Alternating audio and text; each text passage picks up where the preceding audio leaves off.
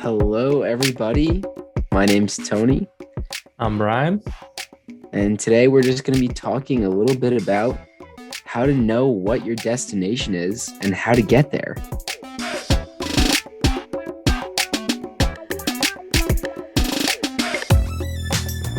How is your day going today, Brian?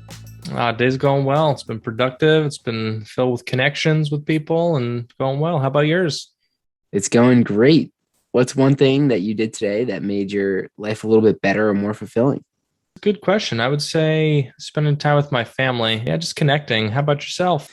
Today, I had the chance to go into a WeWork and just sitting there and just writing, I think was super fulfilling. It's something that I'm passionate about and I feel like gave me a lot of energy. So that's one thing that made my day more fulfilling. Love it. So why don't we just jump right in? Why don't you go ahead and kick us off? How do you know what your destination is? It's a great question. I think when I hear the destination, I think about what makes a life worth living and how do we decide what's the destination we want to get to. For me, constantly checking in with my day to day, where do I want to be? Am I aligned with my values? And those are some big things that I like to kind of go back to and just make sure that the decisions I'm making about where I want to go in the future align with where I am right now and where I want to be. How about you? So that's kind of interesting. I'll get back to what I Yeah. think there, but I think it's kind of interesting how you kind of talked a little bit more about your present life more than focusing on where you're going in the future. So it almost sounded like you were saying that in order to know where you want to go, you need to be constantly evaluating what you're doing in the present. Yeah, a huge part of life is you only live life in the present moment. Futures in the past are ideas, and we can only experience them in the moment right now. Otherwise, they're just stories we tell ourselves about what's going to happen or what has happened. So, sitting back and taking some lay of the land and figuring out, all right, well, here I am at this moment right now. Am I living in line with the values? Those are huge. Once you kind of start picking apart what you want to see happen in your life, then you can begin to start making some plans. But yeah, it's all about being in the moment for me. Yeah. So, I mean, if we are always in the moment, then what even is the point of considering what your destination is? Is there a point of considering what your destination is and where you want to go? What do you think? I'd compare it to maybe sailing a boat. It's important if you go out on a sailboat. I don't know if have you ever been on a sailboat? Maybe once or twice, like years ago, like a All little, right, like, I don't even know what it's called, like a sunfish or something, like there you go. on a Yeah, small lake. it could be. Yeah, I don't know. I have a friend who takes me out. It's always a fun time. We set a course or sometimes we just explore. But generally, we have an idea of kind of where we want to get, whether it's just spending time around the sound by us or if we're going to go visit somewhere. And then it's all those little things kind of along the way where we calibrate the instruments and make sure the tools are working right.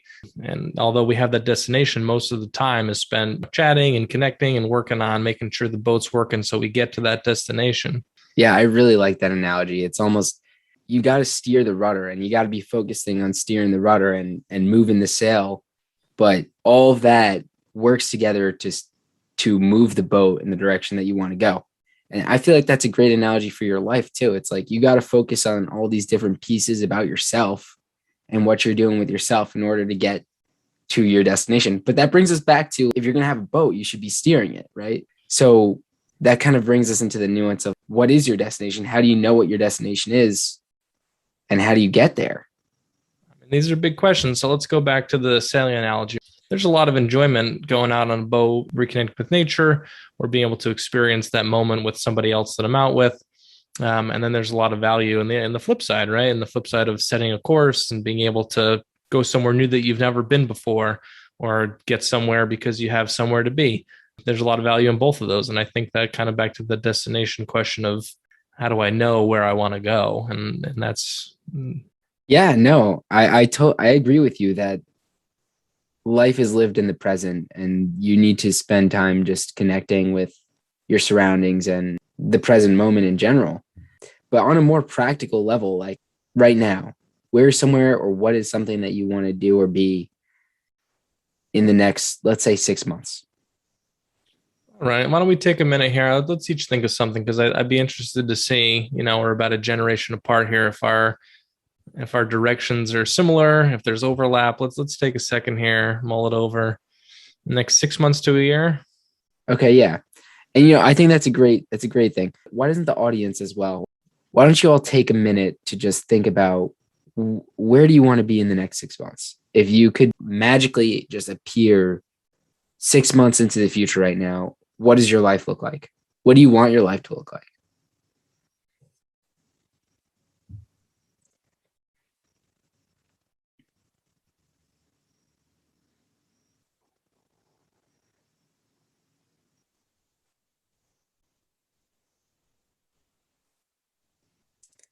All right, then. So you want to go ahead and say, I'll kick it off. Yeah, I think for me, I'm going to keep it simple. I'm going to say my meditation and mindfulness practice will continue to grow. Say I'm going to come to it for 10 minutes a day. A year from now, I'll be sitting down for a half hour a day and being very mindful. I'll say that professionally, I'd love to wave my magic wand and have developed a new skill or have learned something practical that I can take, and whether that's pursuing some new profession or a new career. I just love to be somewhere a year from now where I have a skill I can point to and say, this is something new I've learned and grown from. And then otherwise, just friends. I'd really love to be maintaining the friendships and relationships I have now and working on those so they continue to bring more fulfillment. I really like how you kind of brought in the different spheres of life. You brought in your friendships, your family, your professional life, your spiritual life. And I think that's super important. Recognizing that life is multifaceted, and a lot of times it's easy to hyper focus on just one category. And honestly, I think I was about to do that myself. When I think of my destinations, I think usually I'm thinking more on a professional side, Sure. more on a career development side, which is important. That's why you have to constantly be checking all the pieces on the boat.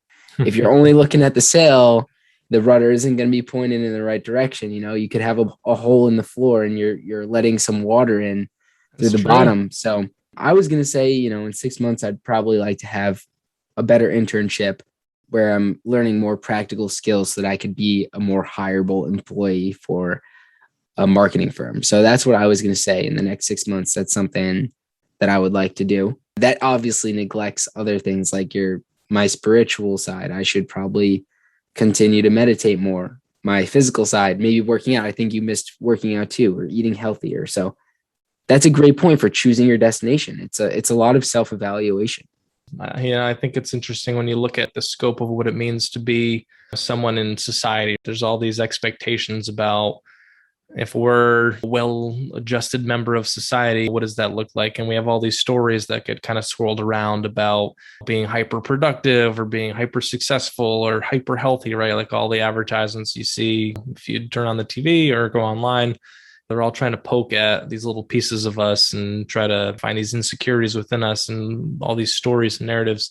And it's interesting having grown and learned in all these new ways. I look back on my learning and I just see like those bedrock relationships and the mindfulness pieces and the things that bring me, real joy and authentic joy. And I separate those out from, the superficial stuff that society dictates is what is supposed to be a measure of success. And if you can truly separate yourself from those perceived successes to what really brings you value and success, I think that's a huge first victory in setting a destination. I completely agree with you. I think that it's really easy to kind of just live your life on autopilot and just go with the motions and just let yourself go down the path that is of the least resistance. And so I think that you bringing up the point that you should be really constantly checking to see what brings you the most fulfillment can make a huge difference in actually knowing where you should be headed, because that way you know what actually makes you happy. And I think that's probably the ultimate goal, is to just be as happy as you can be. And I guess that's a whole different conversation. That's a big That would conversation. be a whole different philosophical conversation. But I do think that it's important to be checking what actually makes you happy, what brings you energy, what's most fulfilling to you in your life. And that can help at least guide you in knowing where your destination should be. Yeah, I agree. Let's talk a little bit about fear. I think that can play a huge role. We can look at the scope of life and kind of why we make decisions or why we set destinations. And I have this kind of spectrum that I like to refer back to, and it's this like fear and love spectrum. And on one side, it's I'm making decisions out of fear, and on the other side, it's I'm making decisions from a place of love or confidence. You can call that side whatever you want, but I think the fear one stands for me at least. In that assessment of the next 6 months to a year, what role does fear play in the way that you make those decisions?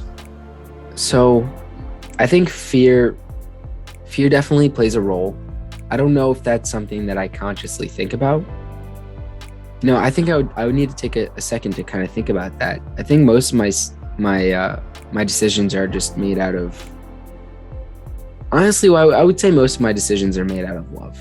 All right, let's peel that layer back a little bit, because I'm not sure, I think that's a wonderful thing. I'm not sure everyone probably shares that same, fortunate mindset. What would you say is the reason that you're making those decisions from the love or confidence or fulfilled side of the spectrum? I would say the main thing that makes me think that my decisions are love is the fact that I think they're kind of outward focused. To an extent, of course, you need to develop yourself and be selfish in order to be selfless.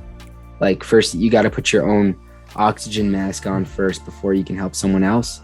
But I do have an ultimate goal, I think, of helping other people and helping as many other people as I can. So I would say that my decisions are mostly out of love. Fear, I think, on the, there's always fear of like not being able to support yourself, those kinds of things. And I think in that regard, I think it's important to me to have good finances. So I think that would be something that comes more out of fear than love, would be just is developing my financial status, or my financial standing. But I think, interestingly enough, most of my goals that seem to generate more benefits to other people are out of love. That's awesome. I saw Shaquille O'Neal quoted Jeff Bezos and said, will this help other people? How much will it help other people? And Shaquille said that as soon as he flipped that switch in his entrepreneurship, his businesses took off and his investments to overlap that finance piece took off like they never have before.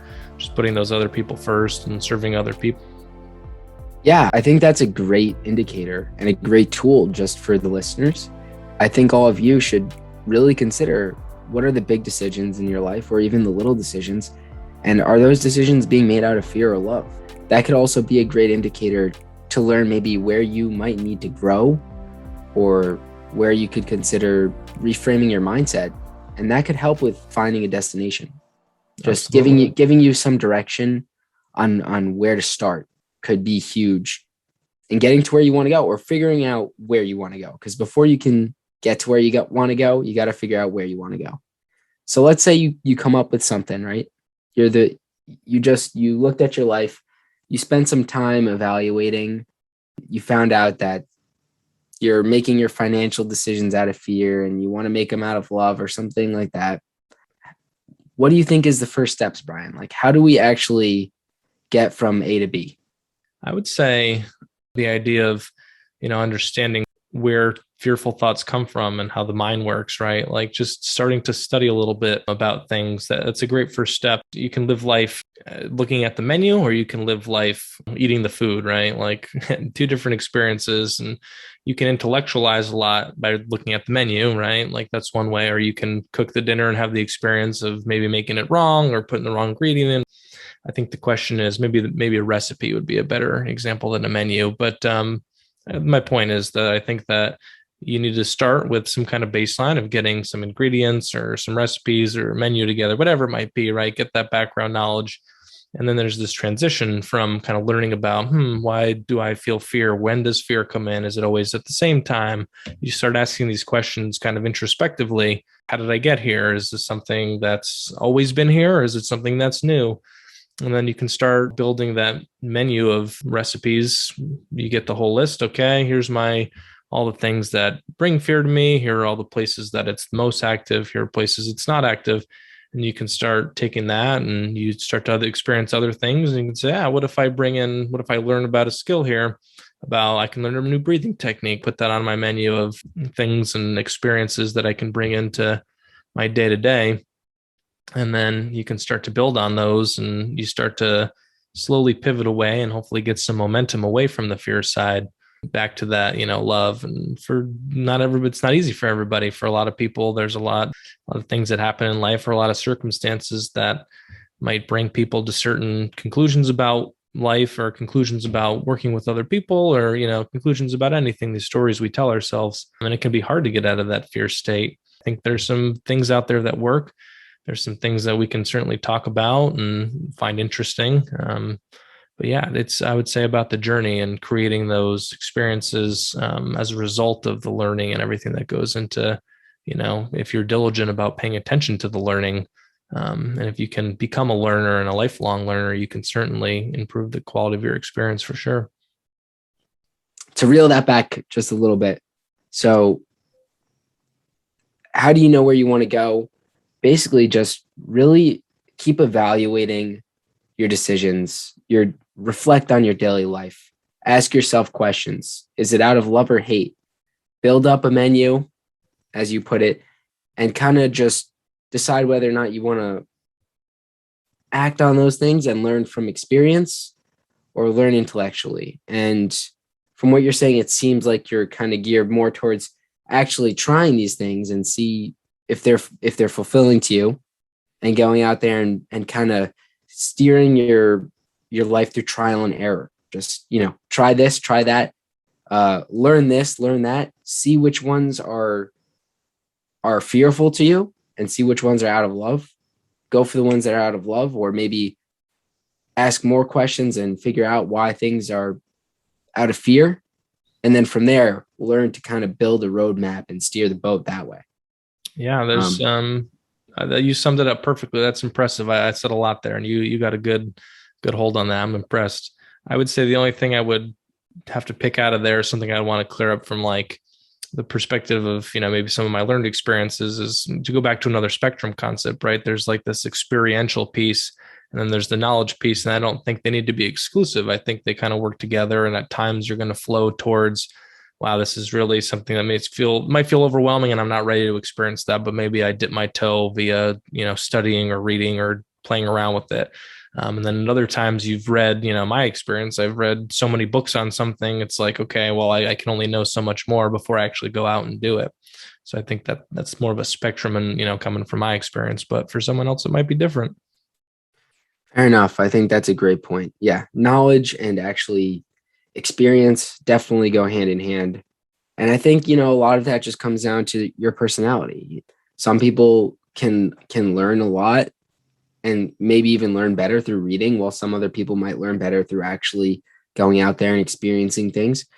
I think, again, all of this is a personal experience. So these are just suggestions. These are all just ideas. This is all for you to take, consider, and decide what makes most sense for you. This is it's all a very personal experience. But back to the point, how do you get from A to B? Well, you want to talk a little bit about setting goals, Brian? Sure, absolutely. We talked a little bit about the different departments or different areas of our life we can set goals in. And I think they're all important. I think creating a system is great for goals. So we have this broad, huge vision of what we want to see in our life. So we sit down and we say, okay, let's find 5 areas. If we're just sitting here, let's find 5 areas that we want to set goals in that are different, that don't overlap. And we'll say we're going to pick a timeline. So SMART goals, I'm sure some of you have heard of it, some of you haven't. But there's this great framework that's kind of overarching, where SMART goals, which is you pick a specific goal that you can measure. It's something that's attainable and realistic, and there's a timetable on when you're going to finish it. Is that right? Did I get that? I believe that's right. Yeah. Okay. Someone will correct me in the comments, hopefully, if that's not right. But we have this framework now that when we set goals, we can use this framework for creating goals that make sense, right? Because there's a difference between being busy and being productive. And I think that's a huge thing, right? Like, we can sit here and say in a year, I want to make $100 million, right? Well, that's great. Like, it's not specific. It's not it is measurable, but, not in the sense of how do we get there? Is it attainable, realistic, all those things, right? Like, I think that's a terrible goal to set. It's not a bad vision to have for what you might want to see happen in your life, But when we start setting goals, we want to say, okay, well, I haven't made $1,000 yet. If I'm going to make 100 million, I'll have to make my first thousand. So let's sit here and create a goal. If we're just talking about, financially or career wise, my goal is in 6 months, I will have created some kind of project or some kind of service or product, whatever it might be, that will generate $1,000 by X, Y, or Z means, right? And these are the ways we're going to do it. So I think we start setting goals using a SMART goal framework. And that'll be, that's the easiest way to get going of actually seeing results and being able to measure. 6 months, maybe you don't hit that goal. Not every goal you're going to hit, and that's good. I think some goals should be stretch goals, not the $100 million here, but the $1,000 could be a stretch goal. Maybe you've never made any money, and that's a great start, right? Maybe you can easily make that, and that's not a great goal for you. But setting some goals that are a little bit challenging, setting some goals that are super challenging. Maybe you struggle socially, and maintaining friendships and relationships is tough for you. So you want to set a SMART goal around maintaining relationships. Maybe just connecting with someone you haven't connected for in a while is intimidating, to you, and that's something that you would say, all right, well, it's going to be hard for me because that's something I've struggled with in the past, but here's my plan to reconnect, and not only reconnect, but maybe build a relationship or start working towards that. So kind of knowing which department you want to be in. Let's just recap, right? We have like a overarching kind of 5 domains we want to set some goals in, and we bring in a framework. And in each of those domains, we start using a framework to set goals that are measurable. And we can check in on, and maybe halfway through the process, we say, all right, well, I don't need to wait the full 6 months. Clearly this isn't working. How can I modify it along the way? So those are my initial thoughts kind of downloaded here. What do you got? Yeah, I like it. I think that was all very, very important things to talk about. So, but just to recap from the first step that we've had here, how do you know what your destination is? How do you get there? Well, first you got to evaluate yourself. Look at yourself, figure out, are your actions out of love? Are your actions out of hate? Figure out what makes you happy, what's fulfilling to you. And then once you kind of can figure out where you want your ship to go or which direction, and you kind of know which tools you're working with, then you can start setting some goals, some SMART goals, and start actually getting a timeline on getting to your destination. I mean, your destination doesn't necessarily have to be specific. As long as you know kind of what's making you more fulfilled, that in itself is a destination. And using SMART goals actually makes it a little more clear cut. So now you have a way to actually tangibly describe how you're going to do that. And you can see progress as you go.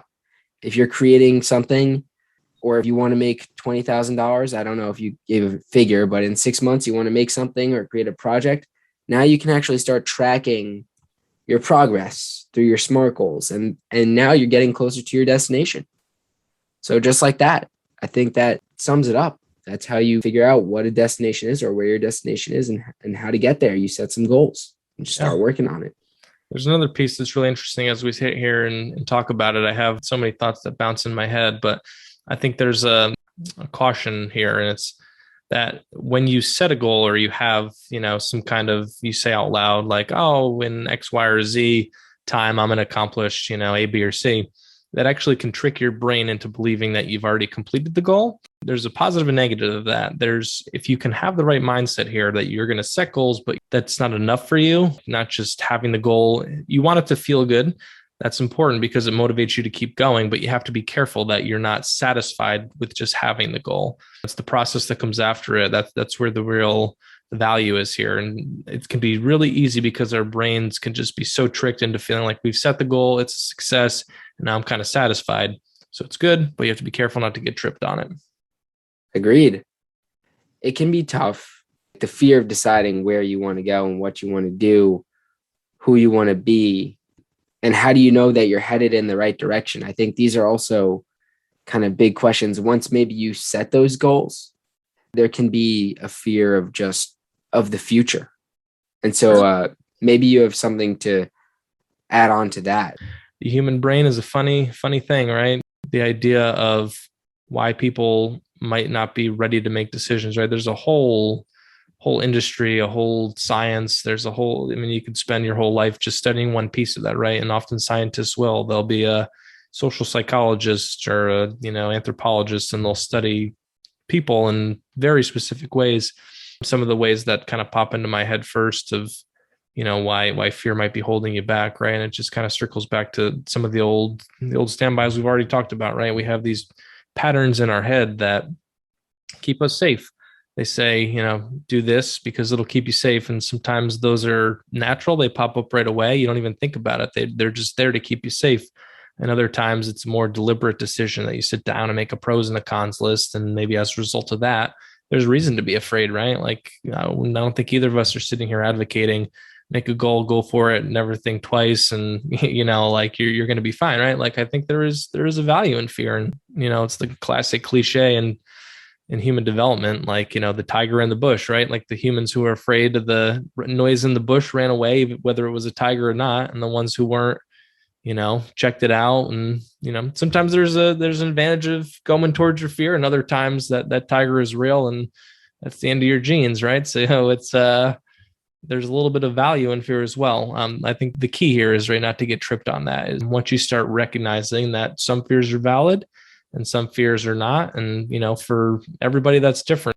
I would encourage anyone to start examining maybe why you have those fears, and that might be a good first step for kind of breaking the spell. If there's a fear keeping you from getting to where you want to go, I have plenty of fears that I go back to and confront and have to renegotiate from time to time. Sometimes they're daily, sometimes once a year they pop up. I constantly ask myself, okay, is this something that's valid? Is it something that's makes sense in the moment here? Or is this just something that's, an artifact from Brian's life of 10 years ago? And I'm over it. I'm past it. I've grown out of that. And there's no need for this fear anymore. I don't know. I don't know if I can completely agree with that. I think Okay. sometimes asking yourself why you may have a fear, or even in general, asking yourself why too much, can actually be crippling. I think sometimes that can lead to overthinking, with which I think might hinder goals more than anything else. Again, it depends on the person, but I think sometimes getting too meta and getting in your own mind can actually prevent action. So I think that's something to be aware of. And like that, again, that also depends on the individual. So I think for some people, like if you're an overthinker, then maybe it's better for you not to ask yourself why and to just try it and see what happens, try and push through that fear. I mean, I like the tiger analogy, and I agree with you that, of course, there are rational fears. You should be making sure that you're not doing anything that's going to put you in harm's way or anything too like brash. But in today's society, for the most part, the things that you may be afraid of, or that you're afraid of trying, you won't be put in any significant danger. So I think that I would lean towards saying that it's better to push past fears and just try things and then learn from experience. If you're afraid to go out to the store or to go, it doesn't even matter. It could be as simple as something as like going up and asking someone for a napkin or a cup of water. There's all kinds of fears. And those type of things, I think usually it's better to just try and push through your fear, get out of that comfort zone, and then maybe it was a rational fear and you learn that afterwards, but you know what? You'll probably be fine. Yeah, I mean, In the, one of the most effective therapies out there is exposure therapy. The sooner you can, I believe the science says, if something happened in your life and that's scaring you, the faster you can confront it and get back in the game, the sooner you'll get over it, and the less likely it is to kind of linger and create those ingrained pathways in your brain. Absolutely. And, I think if something's scary to you and it happens to you once, if it happens to you twice or even three times, by the third time comes around, you're going to be like, oh, well, I know how to handle this. I've done that already. I've done Yeah. that a couple times already. So I think fears can be worked around. And I think the fear of deciding where you want to be, or the fear of deciding your destination, that's just like every other fear. First, you got to do it. Decide a destination. And then if it doesn't work out, well, then you got to do it again. And then if it doesn't work out, do it again. And then eventually you're going to be a pro. You're going to know exactly how to steer that sailboat. I like it. I think that's a great way to end. You have anything else to add there, Brian? No, I think we're definitely not therapists or psychologists. So, take everything we say with a grain of salt. Yeah, absolutely. I love the positivity. And I think there's some great insights. Yeah, I love the positivity too. Yeah, just we're just two guys who just like to talk about this kind of stuff, these kind of things, and read about it. So, of course, take it with a grain of salt. Hope this is more of a thinking activity. It's like a think tank, I would say. So consider what we have to say. If you like it, run with it. If you don't, that's no problem. Yeah, I'd love to hear everybody's thoughts too. I think, in a perfect world, we could, have a community here where we'd engage with people and it's not just us two talking. We'd be having discussions and other people could be a part of those. And so if you have something to say, throw a comment down or just find a way to engage with us. We'd love to hear from you. And if you have any ideas for another episode, or if you have something that you would like to hear us talk about, let us know, and we'll definitely make that happen. I like All it. right. And for our engagement activity, why don't we each share one thing that we're grateful for, and then we'll close off the episode. You want to kick us off? I would say I'm very grateful for just having a family that cares about me, that's around. Just having a family that's around. It's something that I think about every day. I'm impacted by it every day, and it's something that I'll constantly be grateful for. So I love it. Ryan. Yeah, I love it. Love it. For me, I would say obviously families in there and friends. And what pops in my head when I think about being grateful is, second chances, learning from mistakes to, circle back around. I think about mistakes I've made and things I've learned, and just grateful that the people around me that have helped me through those, learning experiences, and looking back and having those learning experiences to move forward with. So yeah, living life and all the ups and the downs. I love that. I think second chances is a great choice. Yeah.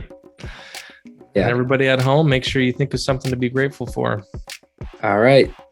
I hope that leaves everybody on a better note than we started today. Enjoy the rest of your days, everyone. All right. Be well.